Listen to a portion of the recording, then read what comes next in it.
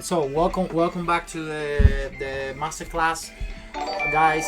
So we were looking at two basic endgames. This one is a little more complex, but it's basically, well, this one is the easy one actually. Sorry, and what we were looking at this endgame before, where it was black to move, but this pawn was one step behind, and this king was one step behind, and the same position was a draw. Well, this one is a win, and again, these are just things you need to know because the white king is already in the 6th rank, and then the pawn is on the 5th rank. When this happens, it doesn't matter who has the opposition.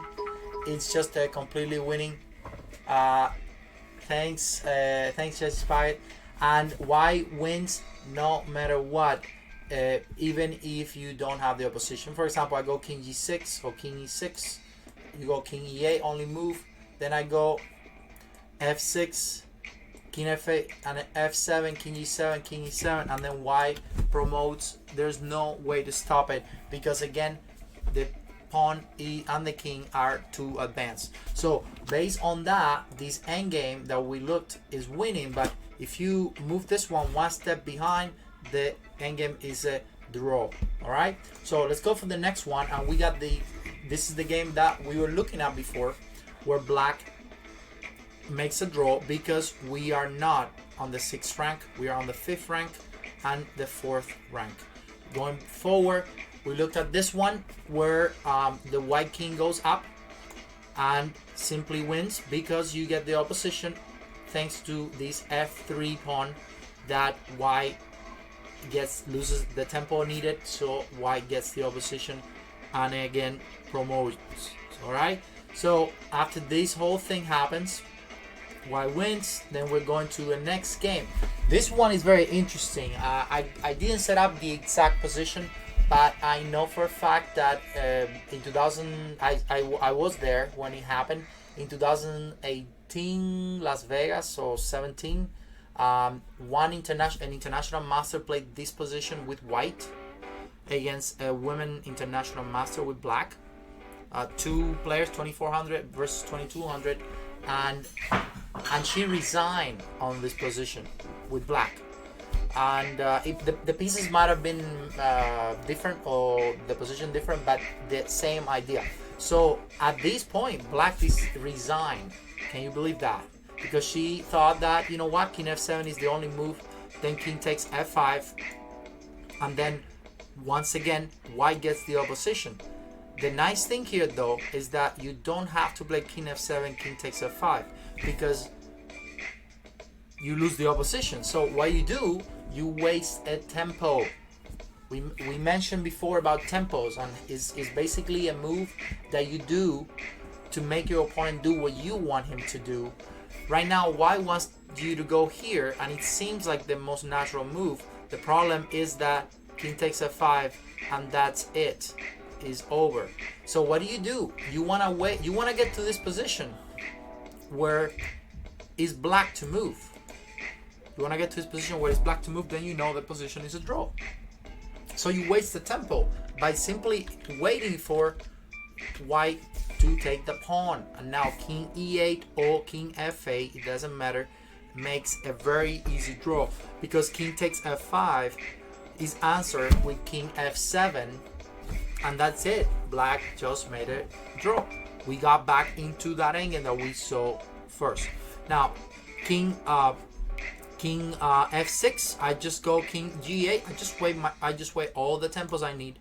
King takes f5. Anytime you take that pawn, I put my king right in front of your king, and the endgame is a dead draw. A very easy one. So this one is important too, guys, because again, at the highest level I saw live, and I'm sure this is not the first time that this happened, where white won this game because she didn't know that the position was a draw. And this actually happened also in the Cleveland Open last year. I saw the same endgame where black lost because black also went king f7. So make sure you know how to gain tempos, how to waste time so that you can get back to the position that you wanted. Keep going. We're gonna keep going with this, and here we are back into a very similar endgame to the one we saw before. You remember this one? Not this one, but this one here. What's the deal here? The pawn is on the 5th rank. The king is on the 6th rank, and so it doesn't matter who has the opposition. It's just a winning endgame for white. So now we're back into a very similar position where, look. Where is the pawn? And where is the king? So basically, if you look at this endgame and you know your stuff, all you need to understand is that if I get that pawn, I'm winning and I don't care who has the opposition, right? So that's it. Can you win this? Well, the question is not can you win. The question is can you take the pawn? If you take the pawn, this is a winning endgame. And the tournament, I think it was an international FIDE Master 2300 something against something I think last name Wang versus a girl, like 2000. That was the game in the Cleveland Open. But I don't remember exactly now. No, it was not Cleveland. Sorry, it was Indianapolis, the Indianapolis Open. It was a rapid game. It was crazy. I was looking at that and I'm losing my mind. It's like, please make King F8, waste your tempo. But she didn't, so she lost the game. Now King D7, King G7, King E6, and the problem is that it doesn't matter. Black gets the opposition, but white wins the game because it's already to advance. King G6, F6 and F7, and white wins. So now you're seeing how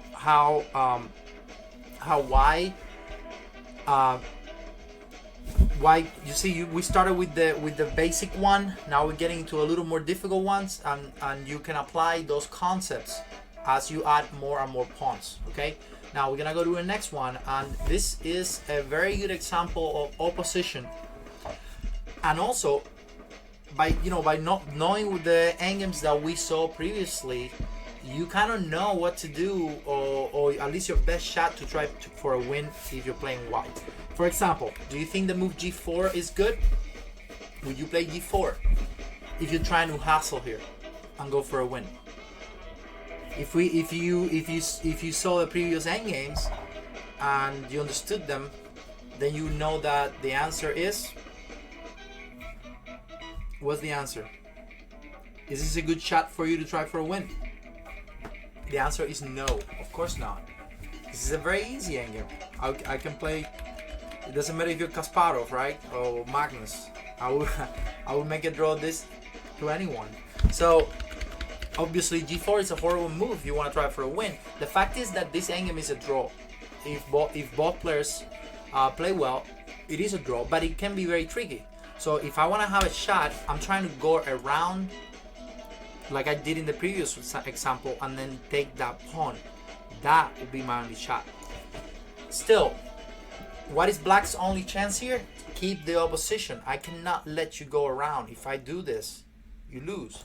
So black can play either King E6 or King E7. It doesn't matter in this case because King E6, I don't have King E4, but I do have King E2. And things can get a little crazy here because now if you go that way, if you go this way, I can win. I might win. I can win. I might be able to win. I think it's still a draw, but don't lose the opposition, guy. That's the key to this type of endgames. So when black goes king, when white goes King E3, the easiest one is to do what is called a long distance opposition. So again, we started with the basic one pawn endgame. Now the opposition is being applied to a more complex one. You notice how I keep the odd number of squares in between the kings, and that is extremely important in the opposition. Whoever has the opposition cannot be your turn. That's number one rule. Number two, you have to have an odd number separating the kings from each other. Otherwise, you don't have the opposition. If this king was here, you don't have the opposition. In fact, you give it to me because I got King E2. And now is your turn, and now I have the opposition, and that's not what you want here. So King E7 is very, very good, but then King D4, and now what do you think the move is? It's the only move you got. There's nothing else here. Only move, but enough king d6, blocking you from everywhere you can go. I'm not gonna let you go around. Now if I go king c4, I can go king c6, right? You could easily go king b4, keep going, but watch out, because if you keep going that way, I might actually promote my pawn. So don't just follow me like crazy. It's not really possible here, but in some cases I might play g4. But there's an easier way in this case. I just go king d5, and as you can see, this is actually lost for black if you go for this, because you put the king the wrong way. But now, I mean, this is not necessary for white. Of course, white should just stay on the right, but I want to show you can still save this game with white even after you mess it up, if you follow the technique of the previous example, where you do what? You give up this pawn, waiting for black to take the pawn, and then we make a draw. So even at that point, the game is still a draw, right? So it's not necessary for white. Of course, what can white do better? White can try to get fancy and do, back to e3, which you go back here, and then I go king f3, which you go back here, and you just follow me with the distance opposition.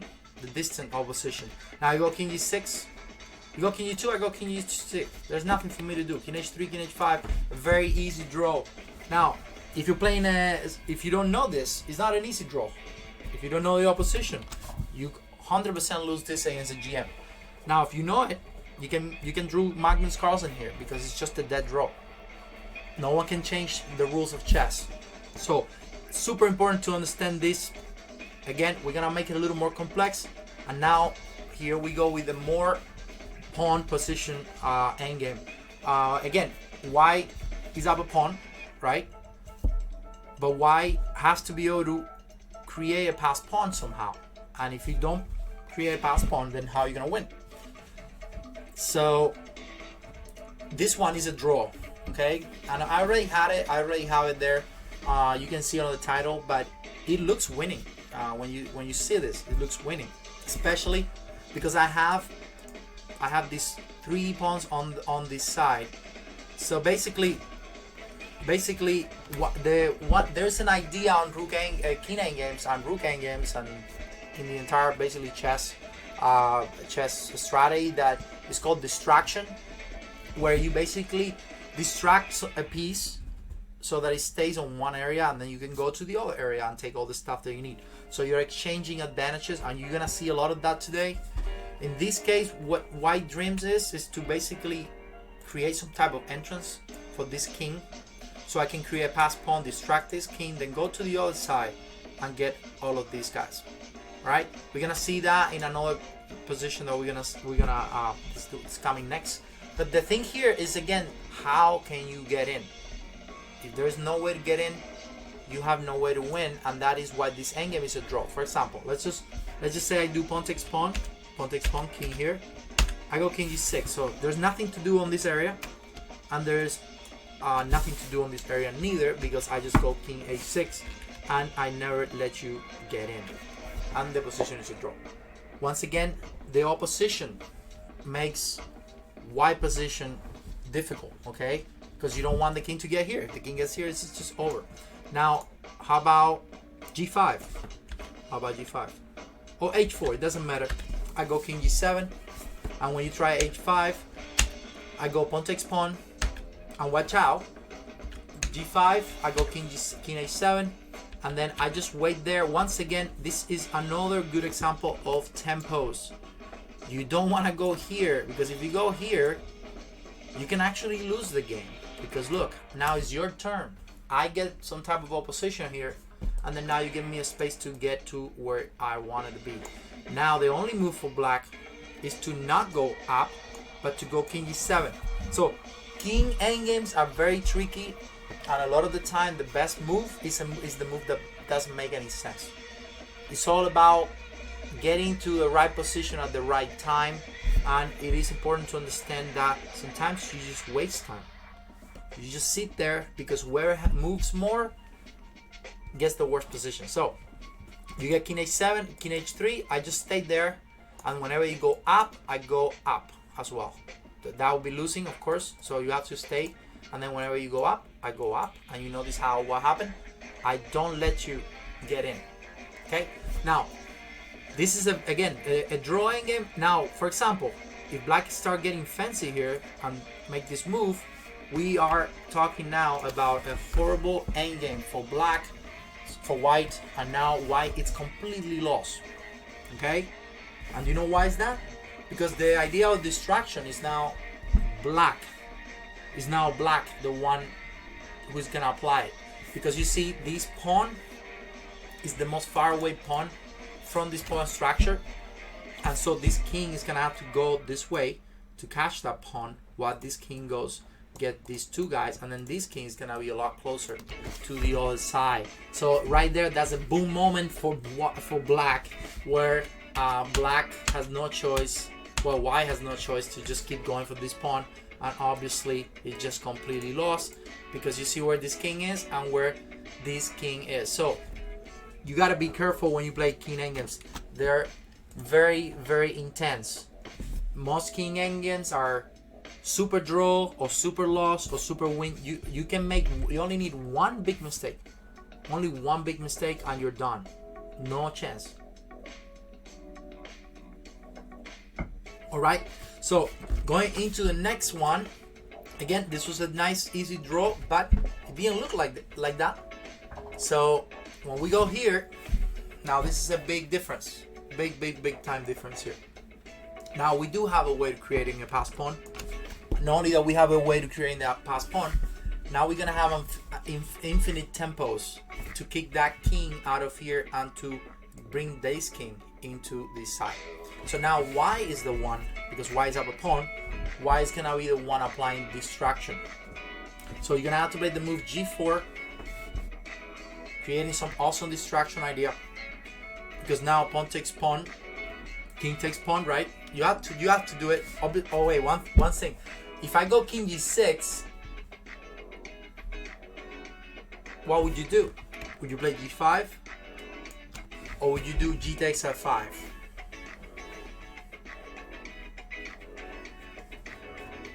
What is it? G5 or G takes F5? Or King G3, I don't know. How are you gonna make progress here?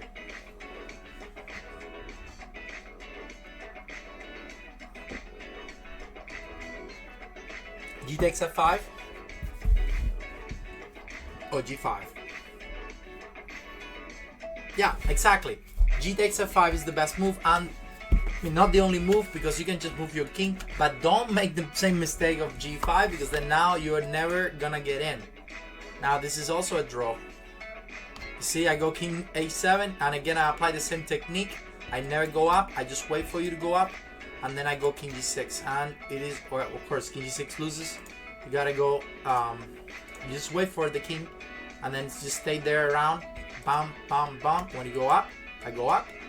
If you stay down, I stay down. Dead draw again. G5, double question mark. Never played the move G5 in a position like this.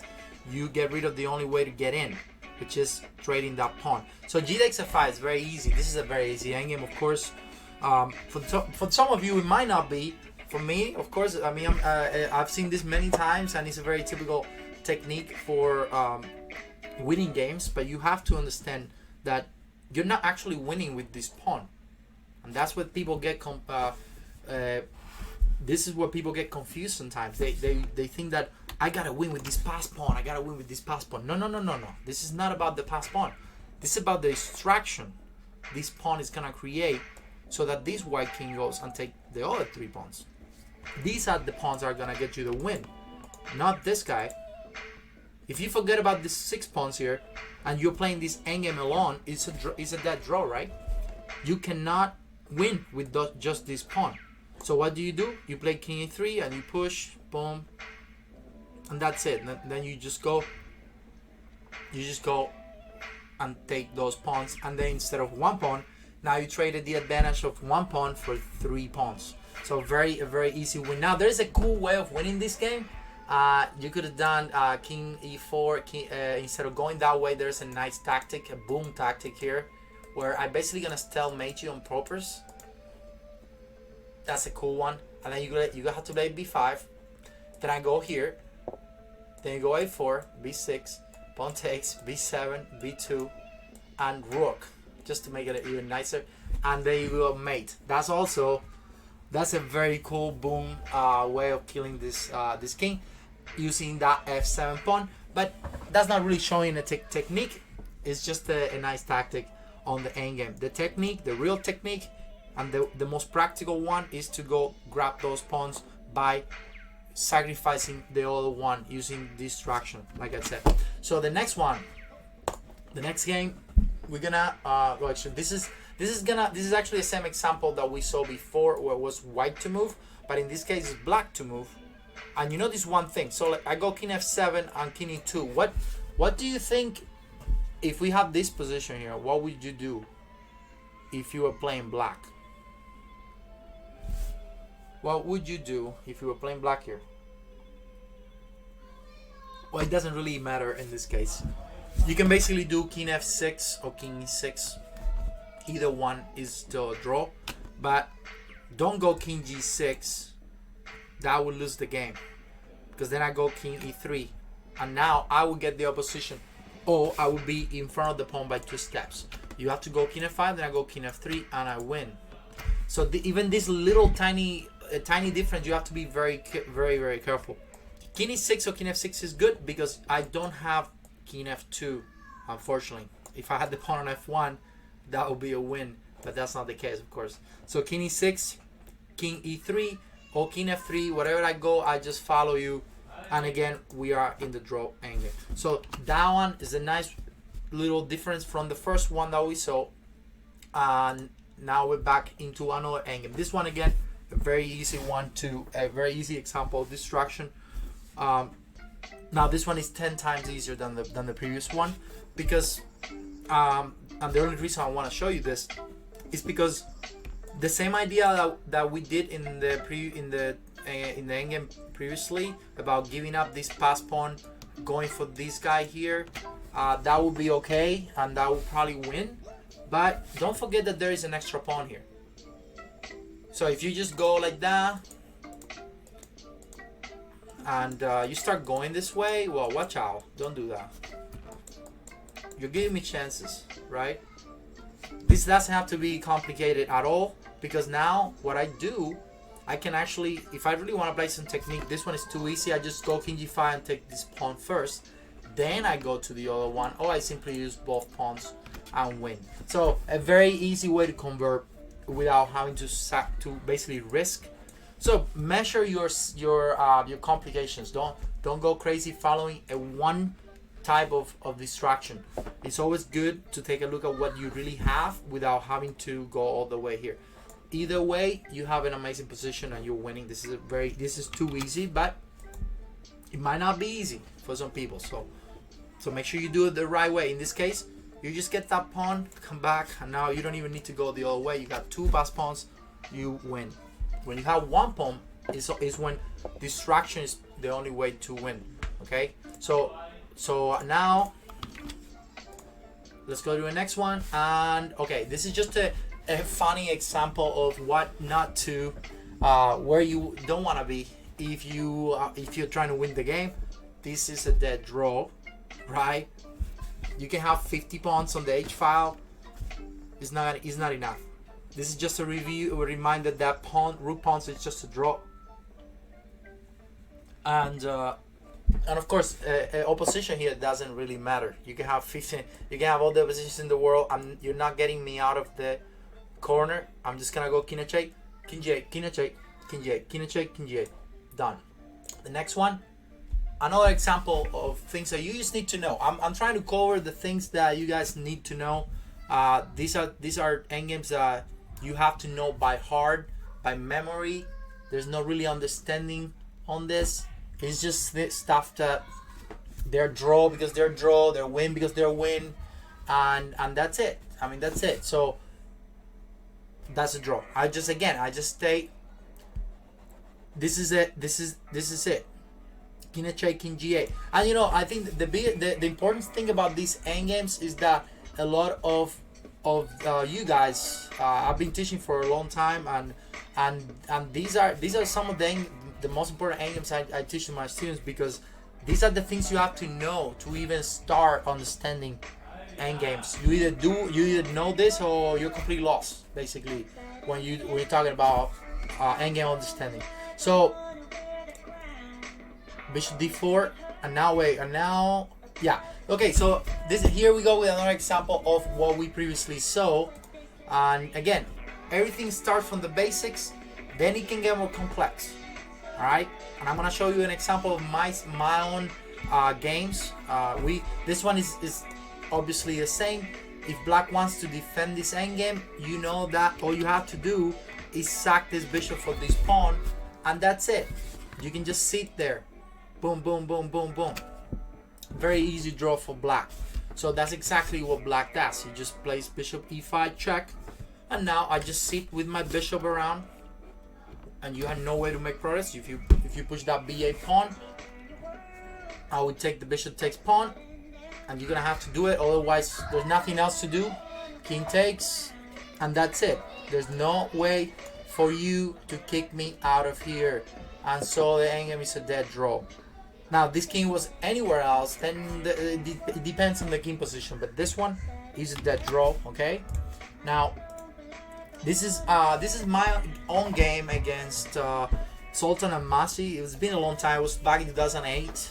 I'm not gonna show you the entire game, but it was a draw thanks to this knowledge. So you can apply this knowledge to your own games, and these are pretty typical. They happen a lot throughout your life. So Sultan and Masi back in the day, second in Hungary, and definitely one of the best players ever. So we we played some weird opening. I was slightly better than I made a big mistake, and then he ended up getting a pawn from me, and this is the position that I had to make the basically the key decision. I could have moved my knight somewhere and play down a pawn endgame, maybe get this pawn back, but then I calculated that, you know what, we're getting into a bit different bishop color endgame. Okay, that's first thing, and I was like, okay, that's something interesting for me, because usually bishop color endgames, when you're playing different color bishop endgames, you need to have at least 2 passed pawns to win. All right, that's one. The second one is that those passed pawns, they better be something else than rook pawn. Okay, so I play knight d2. He have to take this pawn, otherwise he's got nothing.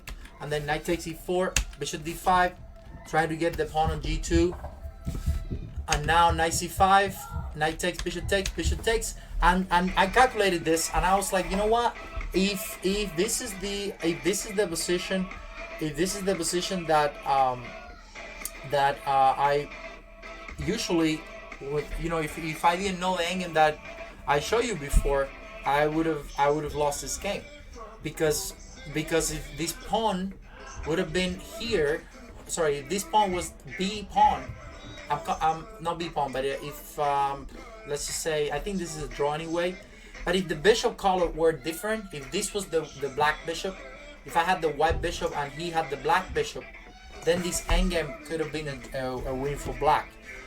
Luckily for me, I realized that, you know what, this is the rook pawn, right? So I can take care of this guy and this guy if I just simply set my king on a1, right?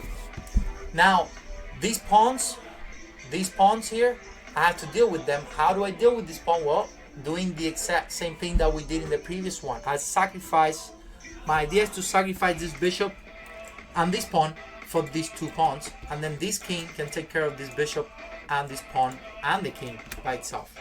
And that's exactly what I did. I calculated this, and I was like, I play h4, and now I put my pawn. It doesn't matter. This pawn, I can lose this pawn. This pawn can be out of the game. It doesn't matter. And then now look what I just did. I just set here on this diagonal, back and forward, back and forward, back and forward. My king is gonna go to a1, and whenever he plays the move h6, g5, I take. It's kind of what happened in the game. Done, and then I just sack the bishop for the pawn, and we made a draw. Because of course he knew this endgame, and that's how I managed to survive here. It was a tough game. Looking complete loss for me, but I end up making a draw. So now this one again, well, it's the same position. So this one is an easy one for white. I mean, once again, it's just a simple distraction. I go king e4. I cannot win if I just sit with this guy, right? There's no way for me to win. Oops. If I just try to push this guy. So I just go again. I'm gonna trade. You know that this one by itself without these two is a draw. So I just go there the other way, get that pawn, and now his king is completely out of the game, and it's an easy promotion. So very easy for white to win this one. And here we go. And this is just an example of white winning with a rook pawn. But of course, it's a very specific example. Rook pawns are the worst pawns to win any type of endgame. But white played the move king g5, and as you can see, it blocks the king.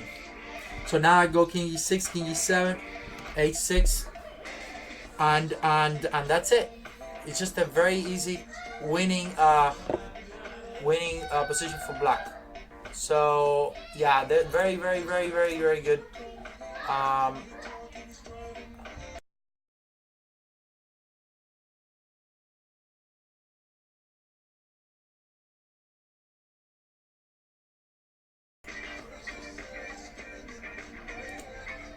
Okay, you guys see? Yeah, okay, all good. Okay, so g5, and yeah, so that position was, it's just winning. You try to go g6, try to get on the corner, but I don't let you. King g7, and that's it. Pushing the pawn wins easily, and then because the black king can never make it to the promotion square on h8. So that one is just an example of a rook endgame that doesn't win. And this is important because even if you're playing the bishop, the different color bishop endgame where black is trying to catch the square h8, there are some cases where you can stop it. All right. So next one here is also similar to the one we saw, and again, this is just a draw, right? Because you don't have a 4 and you don't have a way to get in. All right. So that one is also this is similar. It's just one step more here, so that it gives me a little more options on getting in, but it doesn't affect the result, because if I go king here, I just follow you everywhere, right? Now I go king e3, you go king e7, king f2, king f6. As long as you follow up with this, you have nothing to worry about. The endgame is a draw, okay? Now, the moment you make a mistake like this, and then now everything changes. And this is what you don't want. Now I got the opposition. If you go here, I go here, and now I'm winning the game. If you go king e5, h6, I got the move. Also move f4 too if I want to, and then now my king gets in front and win. So as long as you follow the opposition, these endgames, they seem very easy. Very easy for black to defend, but you just have to know that, and you have to become this is a very interesting, also based on that different color bishop idea, and what can you do. So basically, what is black trying to do here? If you're trying to win, I want to be able to maybe force you to move this pawn, so that I can take with the A pawn, the B pawn, and then I create a B pass pawn instead of an A pass pawn. That's the only way to win. In fact, I'll be better off without these two pawns. We know it's a draw. So black can go king, let's say a4. I go king c1, a5. I go move my bishop. You make a b3, and now king c2. And this is a weird one. But it is winning. I think it's winning because I go here, and then look, I just keep making you, I keep forcing you to go b4, right? You gotta go there, and then I don't take. I think, well, maybe this is a draw. I forgot this is a draw. I think this is a draw, possibly draw. Maybe white has a chance of winning, but I'm not. Maybe I can. I think I can go. I can go king d2. I think I can go king d2 and kick you out. I think that's the I win. Yeah, I think this is winning because king e1. King d2. The thing is that if I somehow manage to play b5 or kick you out of here, so let's say I go here, what do? You play b5, I go here again. So you're a 6-1, no? I go here, and again, this is the time where the king is horrible because you run out of tempos, and I just won already. So you go king a1, I go bishop b3, b5, and now we're not in the same endgame. I transform a draw endgame for a winning endgame because I created the b passport. All right. So things that a lot of the time, you just don't want. If you know you want to win with white, you better try to get into something like this. All right. So let's go for this one. This is probably one of the most basic endgames.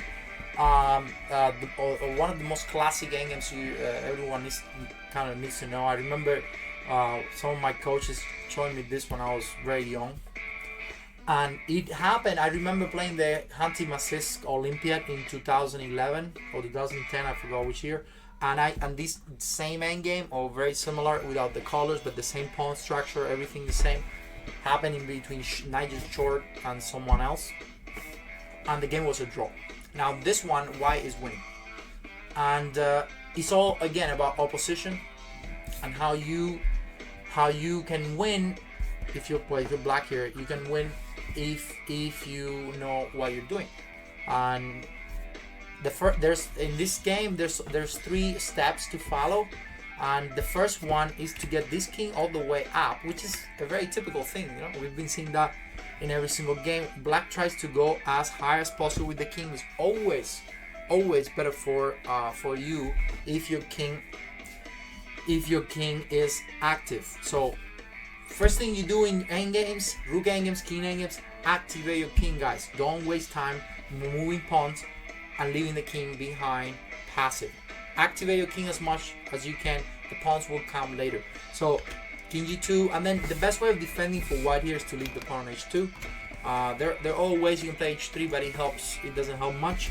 Then at some point here, black is gonna get to h3. Now once you get here, that is the first step to win this endgame. The second one is to pick one of these guys, okay? One of these guys to push it all the way to the 5th rank. And now the third step, which is the one that you need to count how many steps, either 1 or 2, and depending on where the position of the king is, you're gonna have to play h6 or h5. Because at the end, what do you want? When you push that pawn on g3, you want to make sure that you do kick that king out of the promotional square. So what move would you do here after king g1? Would you play h6 or would you play h5? One is a draw and the other is a win. You just have to count. That's it.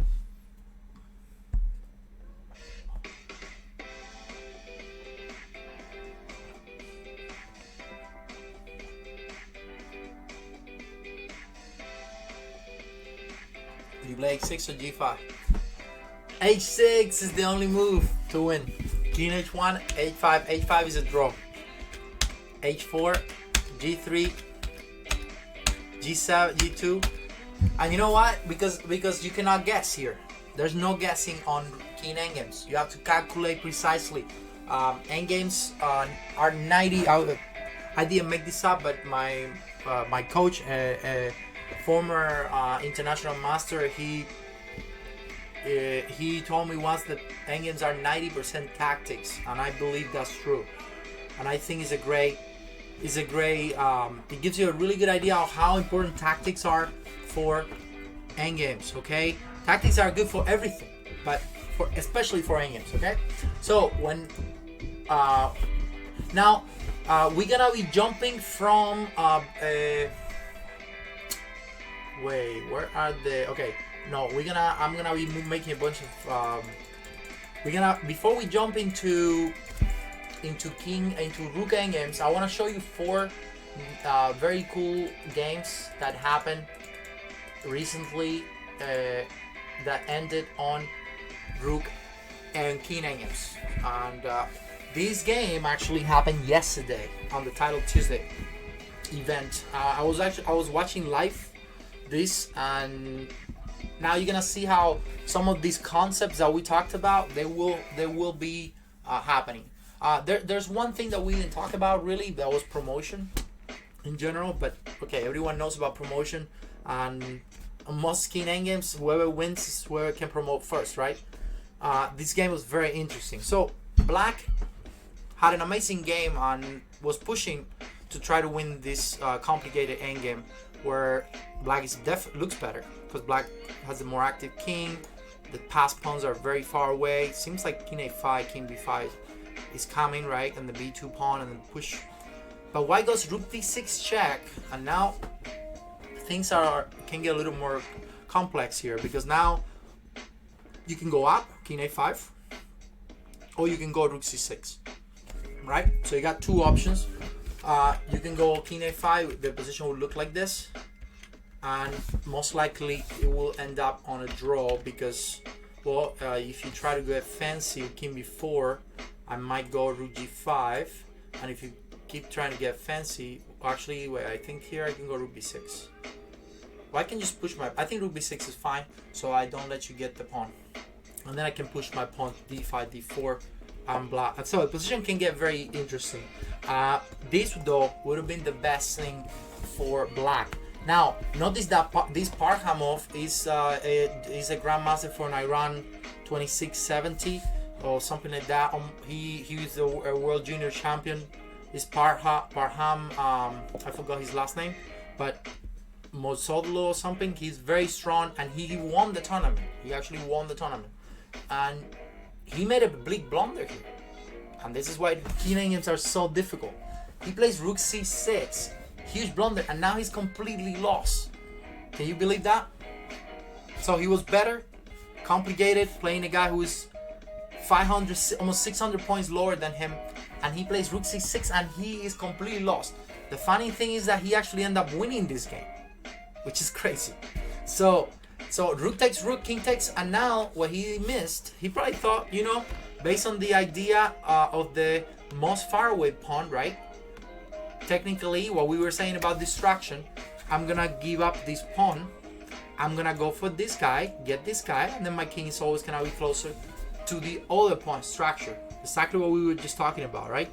And well, the problem is that he doesn't have time to go b4 and a3, because White goes boom, king c3, and now is my king the one who is getting all the pawns.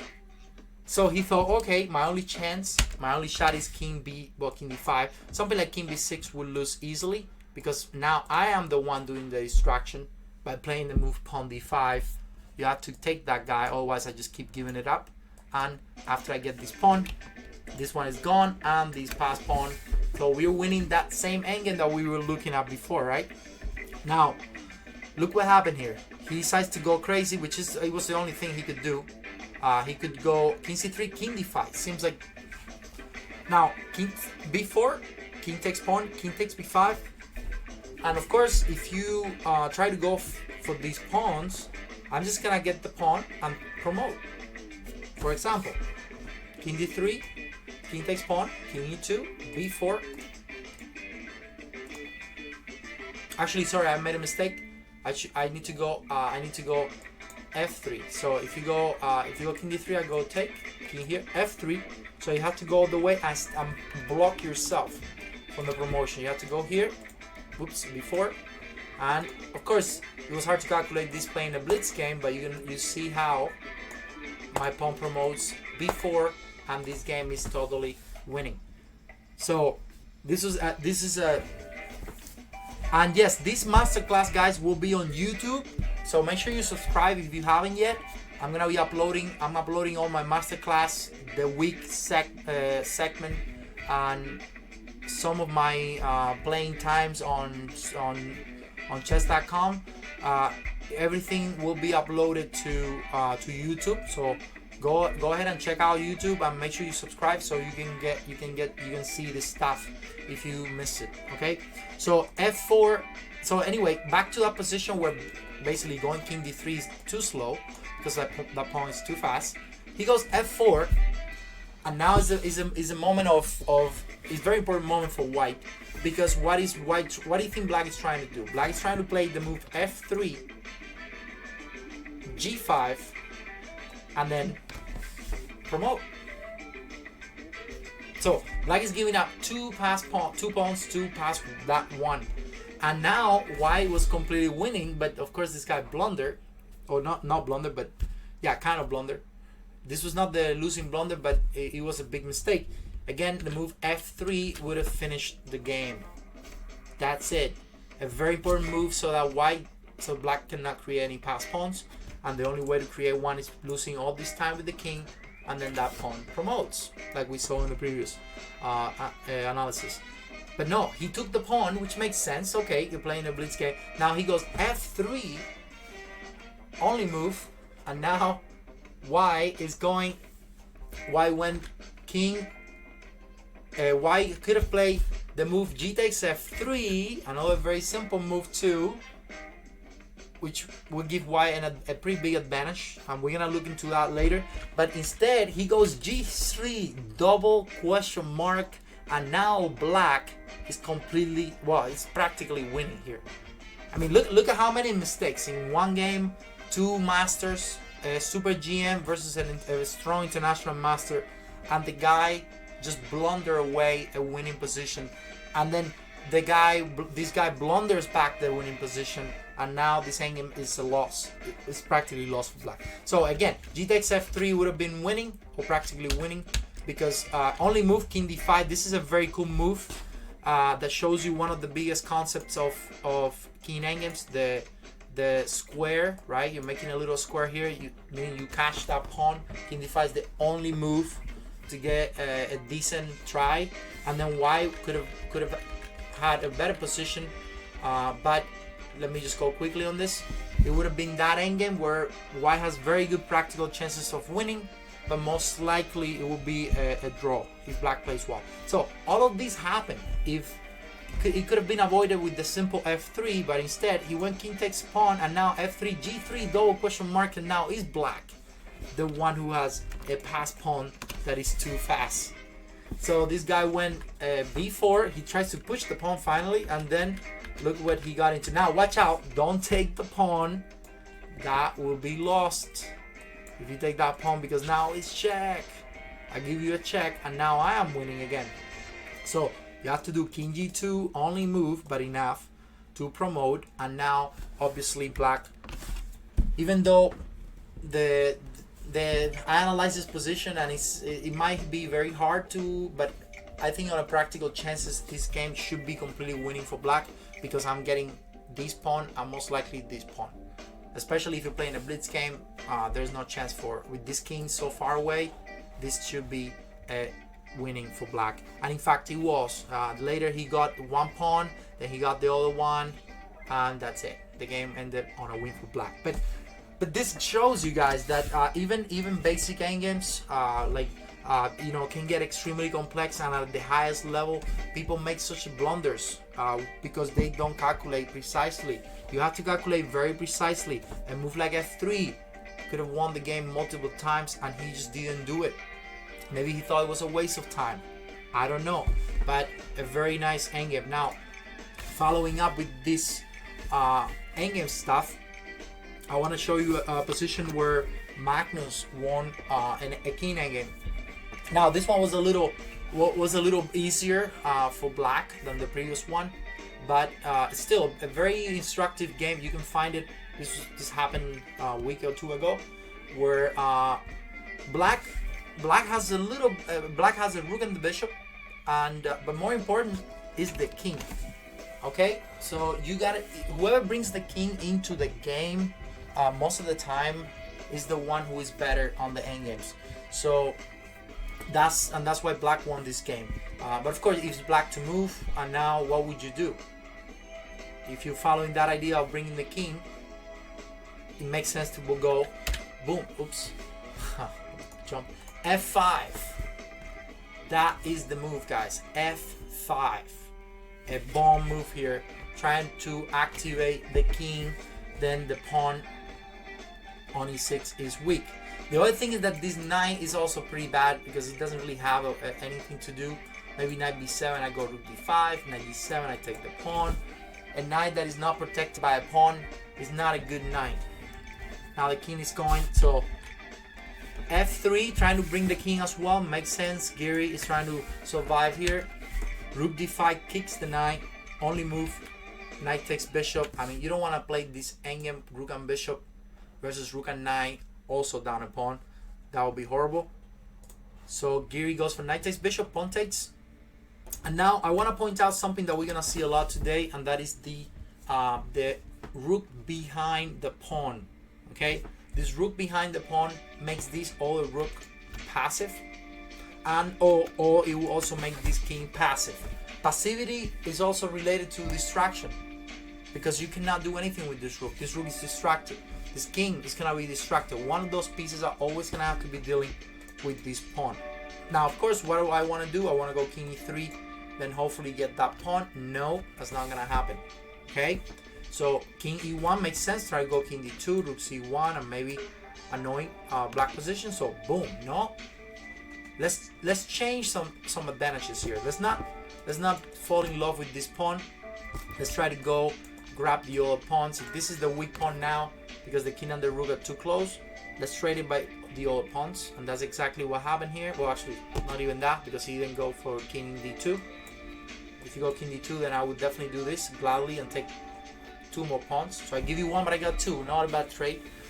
So he went king f1, stay passive. Then okay, now you're not going anywhere.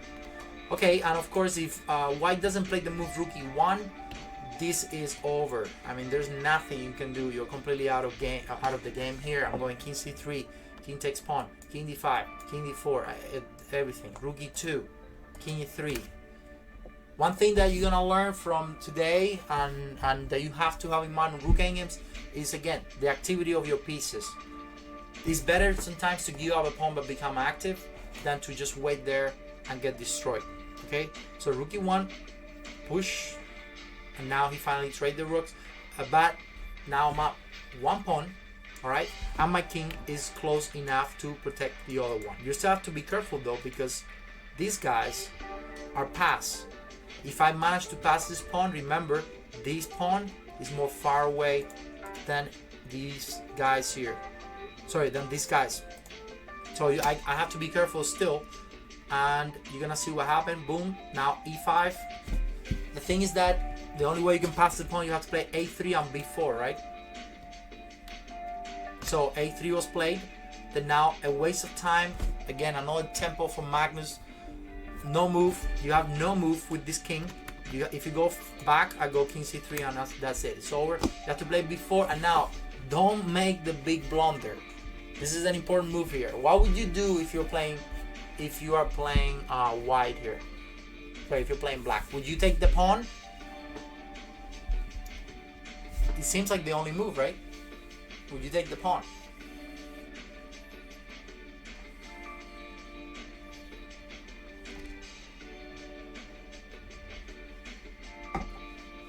If you take the pawn, I think you might even lose. I don't know if you're losing, but it will be dangerous because sorry, pawn takes pawn, king c4. I go b5. I might. Nah, I think it's still. I think it's a draw though. You're not winning this one. Maybe I can win actually. Yeah, I can. I could win. Nah, it should be a draw. It should be a draw, but you're giving white chances, right? You're letting my king get active.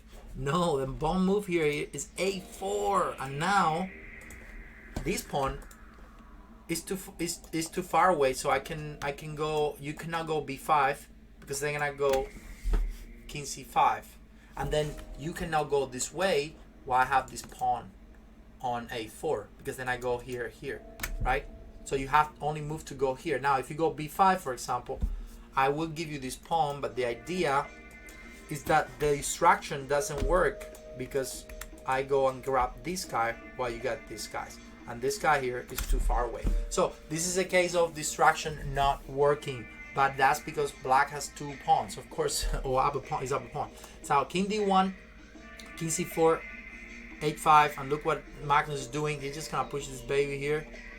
And now time to play Now what is Magnus doing? Well, let's say you stay d1. I go e4, pawn takes pawn, g4, f3. Isn't that cool? And that's it. It's over. The passed pawns are too strong.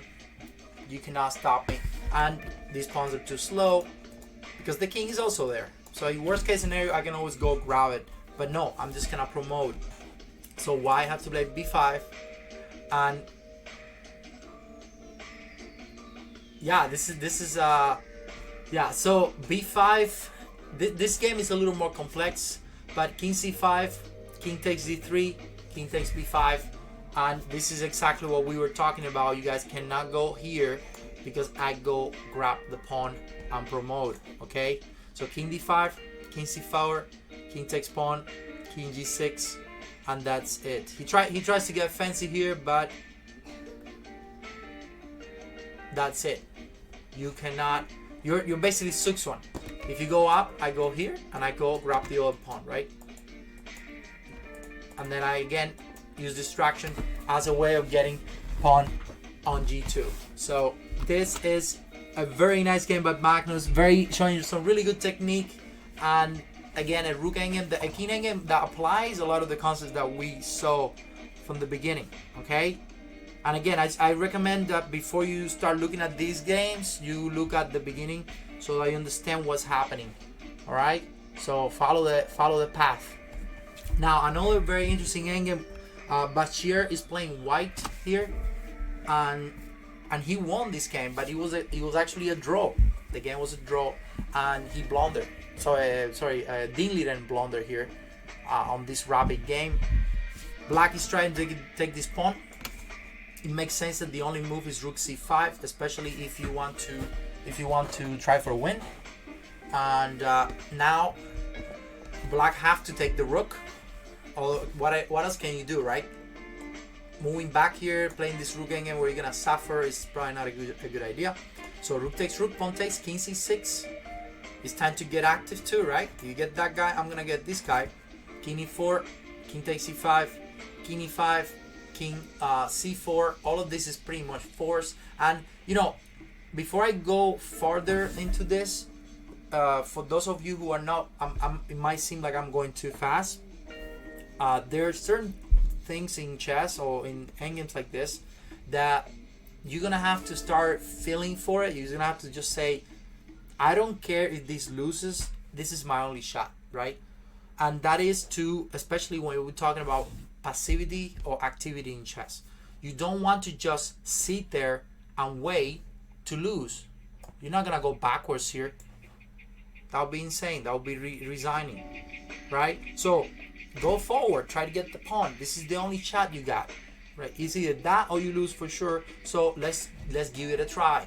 And this is what's called playing practical chess. Even you don't have to calculate to know that king c4 is the only move, because the other one will lose anyway. So king c4, king takes pawn, and now you notice how white pushes. Well, what can you do? You gotta push too.